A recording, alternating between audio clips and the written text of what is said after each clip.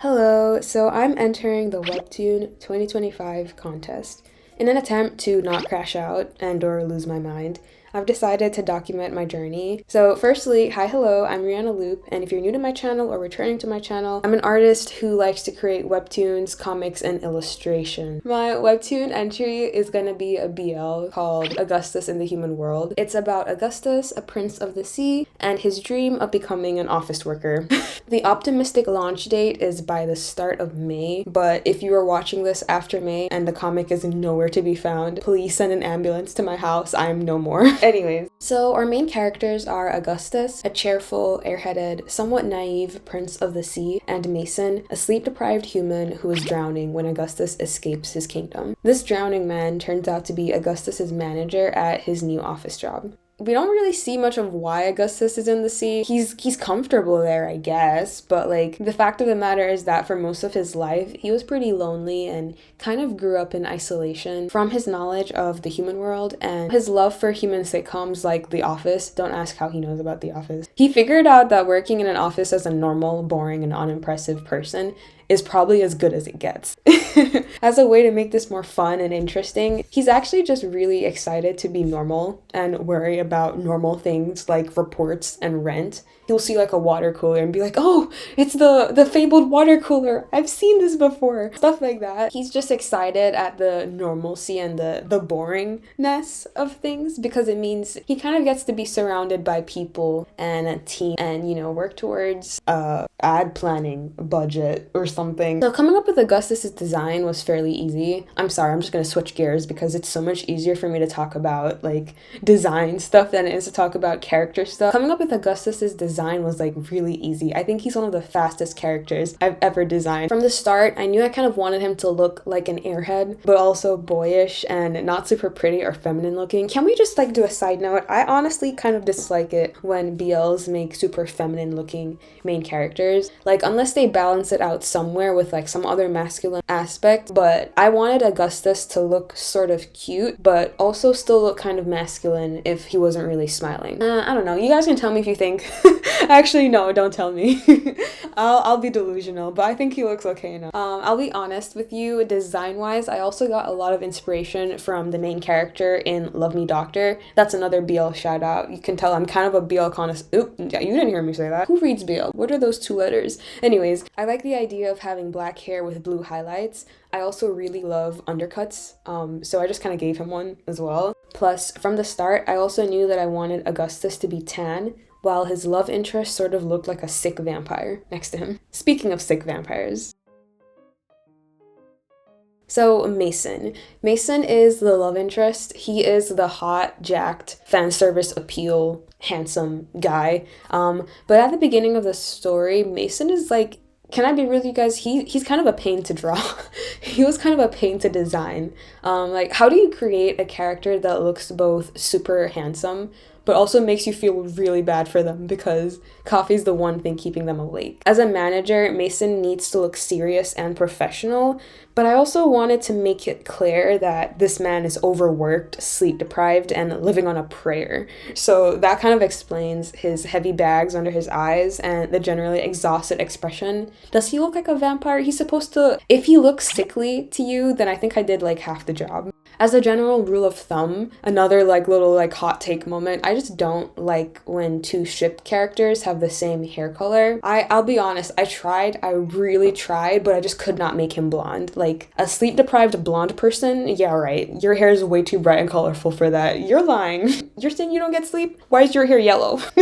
I'm joking. Anyways, and then I was like, maybe if I gave him red hair. And I was like, no, he's not a love rival or something. In the end, Mason just kind of has like ashy, dirty blonde, dirty brown hair. It's like super desaturated and sickly looking. It's kind of the color of mud. And it's just like he is. He's very ill. Just to hammer this point home, you guys, but like I sound like I'm joking here, but like let me be serious for a moment. At the start of the story, Mason has an illness and is clearly suffering from years of overworking himself and neglecting his health, which I think is kind of relatable. I think we all sort of relate to, say, staying up late on an assignment or being so busy that you forget to eat or relying too much on coffee or painkillers to get through the day. Mason doesn't particularly enjoy or love his job. This is getting a bit like too realistic, and I know this is like a super lighthearted, funny haha merman in an office setting, but the comic will tackle some of these issues, not super deeply or anything because this is like 24 episodes, but it does kind of mention it. Mason doesn't really love or enjoy his job, but he's good at it, and he just so happens to be good at planning ads. So he plans ads so he can eat, and he eats so he can plan ads. It's like a cycle. I didn't realize it until I wrote this down now, but Mason sounds really sad. Why sad if hot? If hot, how can be sad? That's kind of where the whole romance comes in, because Augustus is just so excited and enthusiastic about the most boring things ever that, you know, maybe it adds a bit more life to Mason's world, but at the same time, Augustus also kind of learns to tone down things a bit more. Like, he's kind of LARPing as an office worker right now, but there are actual office workers around him who are suffering. So he kind of has to realize, oh wait, this is not a little funny haha like tourist attraction. This is like actual people's lives. Oh right, I never mentioned what the setting for this was, did I? Okay, that's gonna be the next part, the setting. So this story takes place at an ad planning company creatively named AD Planning. Wait, no, or is it AD Group? I don't remember the name of the company. I think it's AD Group. I did not care for the company or the logo if this is not coming across. Anyways, they're at an ad planning agency, and Mason is the team leader for planning team A. This is like literally direct inspo from the new employee. Honestly, I will give credit where I get my inspirations from. I received tons of inspo from both the new employee, Perfect Buddy, which is another yaoi/BL, and many years of watching K-dramas, and seeing like office culture drama and hierarchy dynamics and, you know, just getting ideas for possible plot points.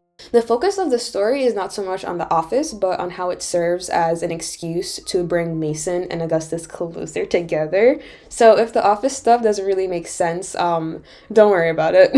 The main focus is their kissy kiss relationship. It is not like the boring like report stuff. The last section for this is gonna be just like resources. So I did not come up with all of this on my own. You'll often find that a lot of resources are just from independent creators online sharing their process. So I'm going to share some of those that I found. Number 1, Hake, who is the creator of Bloom and Zoom and Your Wings and Mine on Webtoons and Tapas. They have a Google Doc where they made a guide on making webcomics with Clip Studio. It's got a bunch of tips and resources on assets, shortcuts, speeding up your workflow and efficiency, and it's just really helpful for concrete tips when you're actually in Clip Studio trying to draw. Secondly, Marsoids, the creator of Ride or Die and other BL comics, made a guide that's free on their itch.io. It mostly tackles general tips on comic making and what to do before, during, and after. I'll link both of those resources in the description. Secondly, just as like my closing thoughts, now this is just gonna be me rambling, but you know, hopefully you're drawing in the background and you're also making your own story, because I don't have much going on the screen right now. But discipline. As a person that does not have that much self-discipline, something that's helped me see this comic as actually a doable project is to just constantly remind myself that this is not a chore. You know, this isn't a school assignment, it's not a job at work, it's not a commission. I chose to do this. As comic creators, we choose to make comics because it's fun and it's rewarding. So there's this video titled "You Need to Romanticize Your Process" by Tozak Filming. It showed up in my recommended one day, and it actually has helped me reframe my thinking around creative projects. I started this comic because 1, I want to make a comic I would read instead of waiting around for it to be made by someone. 2, I want to improve at drawing and creating stories. 3, I want to finish a project so I can prove to myself that it's possible. Just finish. The goal is just to finish a project. And lastly, 4, because it's fun. The video about romanticizing your process speaks a lot about reminding yourself of that fun, reminding yourself of why you started, and that it's not work and it's not a chore. You're not doing this for external validation, numbers, or for likes and views. That's a nice feeling, and it'll help you reach more people, but I'm writing about Augustus and Mason because I just like the idea of a merman wanting to be an office worker and falling in love with his depressed and jaded boss. So at the end of the day, my goal, and yours too, should be to separate from external metrics and success. Since the video started, I haven't even mentioned Webtoon's contest rules or their contract or if I think I'm gonna win or not. It's because those aren't even on my radar. Those are not my goals. Webtoon's contest is just an excuse. My goals for this project are 1, to finish it. The quality, we can talk about the quality, but my aim is to just have a completed story.